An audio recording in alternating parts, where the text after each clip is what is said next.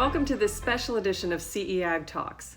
In this audio-only conversation between me and Brian Sparks, editor of Greenhouse Grower, we talk about the big issues affecting greenhouse and indoor growers on both the produce side and the floriculture market. We recorded this live at the 2025 Cultivate show in Columbus, Ohio, and what follows is just a short segment of our conversation. You can find the full podcast episode at greenhousegrower.com. With everything, with all the external forces shaping the market today, controlling what you can control. Work with organizations like American Hort to partner with them and get your voice out there. That was a big message in this morning's keynote, was about advocacy in this industry, having to tell your story. Because if you don't tell your story about where your needs are in this area, somebody else will, and they might have a completely different story to tell. If that's the only voice that somebody who's a lawmaker in Capitol Hill, for example, is going to be hearing from, your story's not going to be heard, and you're not going to get what you want to get out of it. So, have those conversations. You don't have to go to Washington, D.C. to have these conversations. You can invite lawmakers to your facilities. One of the points made this morning was, there's so few people who are employed in horticulture and floriculture.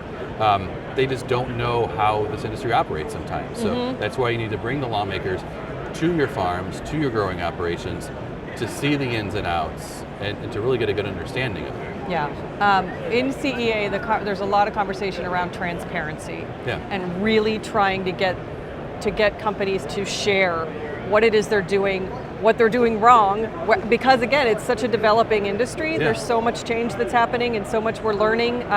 It's all kind of happening in real time. So this call for transparency is really big, and it's like you said, a lot of people are very proprietary, they're afraid they're going to share the secret sauce and then they're going to create all this competition. Then when you get the growers together and get them in a conversation and kind of talking through the problems, you can see the relief and the sharing of knowledge. Like it turns out, once you get in those situations, they want to have those conversations. They want to share best practices because the whole industry is better for it when you do that. We all succeed together.